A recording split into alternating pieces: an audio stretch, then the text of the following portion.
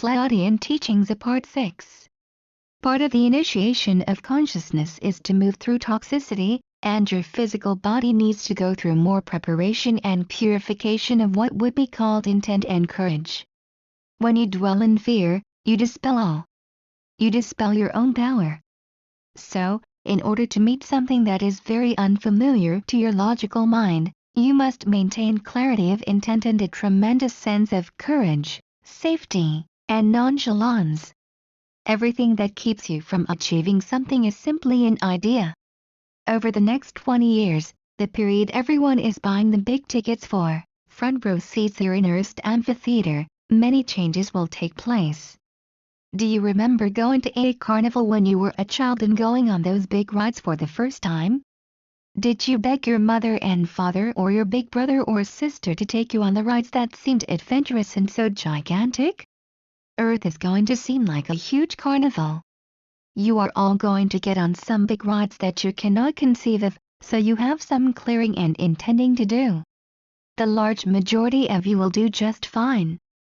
You will emote your way through it. Watch your whining, it is a waste of energy.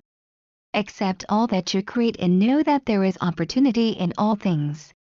From our point of view, it completely boggles us that you would invest in fear around that which is opportunity. On some level, we know who you are and what you went through to get here. We know why you are here on Earth and that you were not sent here to flounder alone. The forces that work with you have a capacity to influence and affect your reality that is beyond your comprehension, even though you are not aware of the existence of these forces. You do not understand how their fingers move to nudge this person or that person. Go here. Do this. Oh, don't do that. Events are being set up. Understand that there is a deep seeding of cancerous ideas and thoughts on the planet, just as there is a deep seeding and encouragement of the idea of AIDS. People find these things and are attached to them. Right now people are afraid of the sun. They are afraid to go outside, as if there is a mistake in nature. The people who buy into this will find that their fear will act far more quickly than any rays of the sun would do in damaging them. Fear is the killer. It is an idea that takes hold, like Paul Revere crying out and riding through the streets of early America. When fear runs through your body, it reminds the chemicals that go with it to come out and fill your body. They activate a downward spiral and an idea of death. It is basically that simple. You have heard of AIDS and that it is caused by the HIV virus. However, now there is AIDS when there is no HIV present. AIDS is now being spread electromagnetically, in the same way that many disturbances can be spread electromagnetically. Remember, electromagnetism involves the great currents of electricity that are all around you, generated by humanity and other sources. Magnetism, of course, is the force that holds things together. You have magnetic particles inside your brain as well. You can use this idea to help other people open their hearts. AIDS is spread electromagnetically, drawing itself from one carrier to another with a similar pattern or vibration. I think like you do. Send your thoughts to me. Do you follow this? I have those same fear beliefs. I am confused about who I think I am. I am not worth it. I have no power over my body. That kind of thinking is so magnified it is as if you carry around signs, posters, and bumper stickers over your auric field proclaiming who you think you are. Viruses can spread electromagnetically so that eventually you may have entire metropolitan areas infused. Why?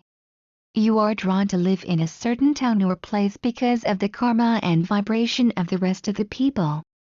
It is why many of you are being impulsed to relocate and move. The same principle holds true for the heart. If AIDS can be spread electromagnetically, so can the opening of the heart and the goddess. We want you to understand that there are always many, many plans in motion. People say, why do bad, negative, lower vibrational plans have to be in motion? Because people wait for them. People don't sit around waiting for something exciting and good to happen to them. They sit around rocking in their chairs, smoking cigarettes, wondering when a car is going to come through the living room. Why? Because they watch television. Your main imprinting comes through this mind control machine, which imprints you basically with fear. Chronic fear is going to be the killer. It will draw to you those things that you dread and that you are certain are going to happen to you. Of all the possibilities in the world, why do you choose what you do? The more compassion you have for others, the quicker mass consciousness will change. We are asking all of you to play this heart game much more often than just when you have spare time. Make a commitment to have your heart open, and see that it stays open and that you use the heart energy of the Mother Goddess. This will make all the difference, because it is not just your heart that is involved, it is the heart of the Goddess. However, the Goddess needs your heart open to have her energy move through you. Pleiadian Teachings Part 5. The firmament was created, and from the firmament came life.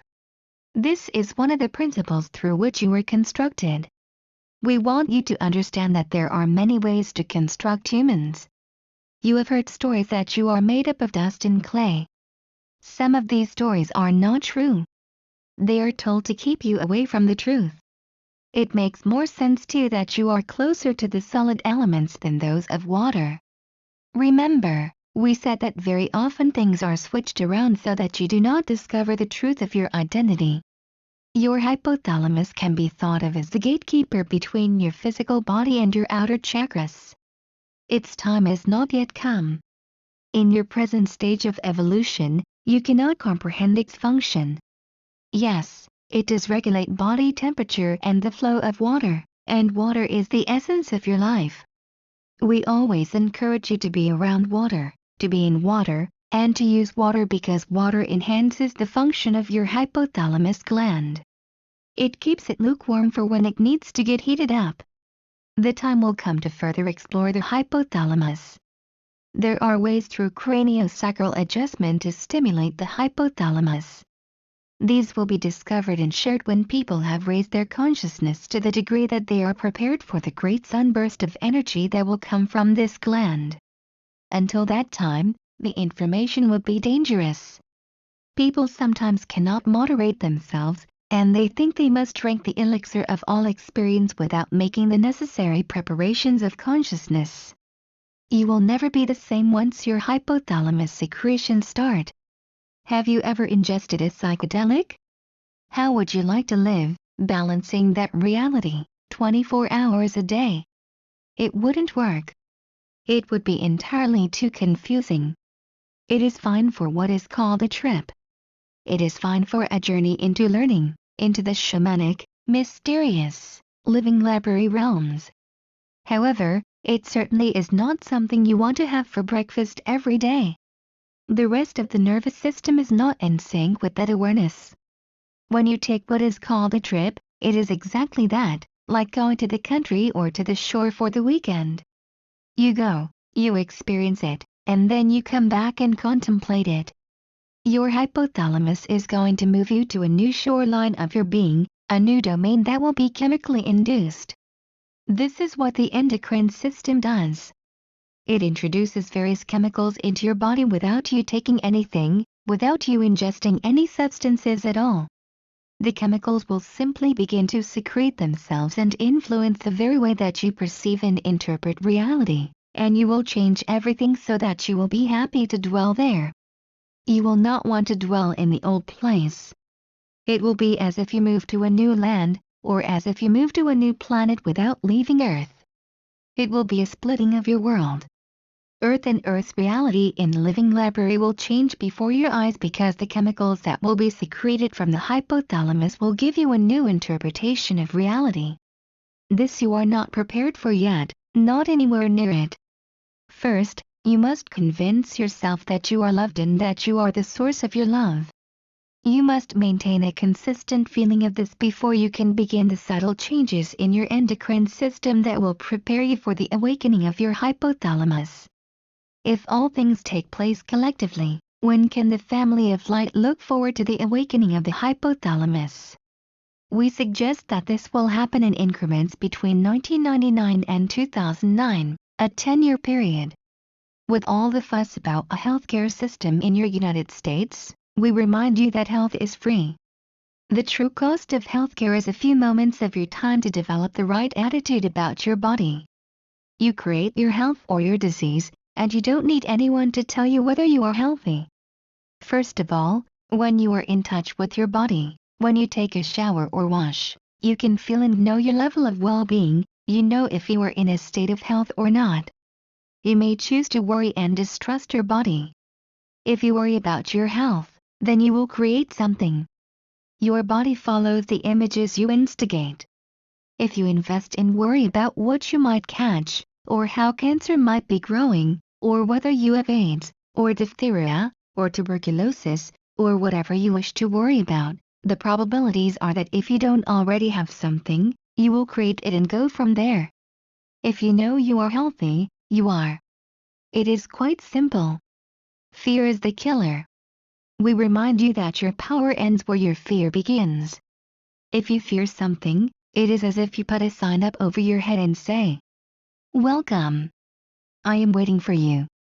The purpose of fear is to save your life, to catapult you into the now in order to take action.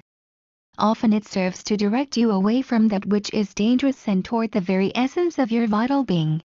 However, when you hold on to fear as a lifestyle, and when you broadcast fear of life, you shut down your body and kill your vital life force. This creates stress, ill health, and aging. Your thoughts create your reality,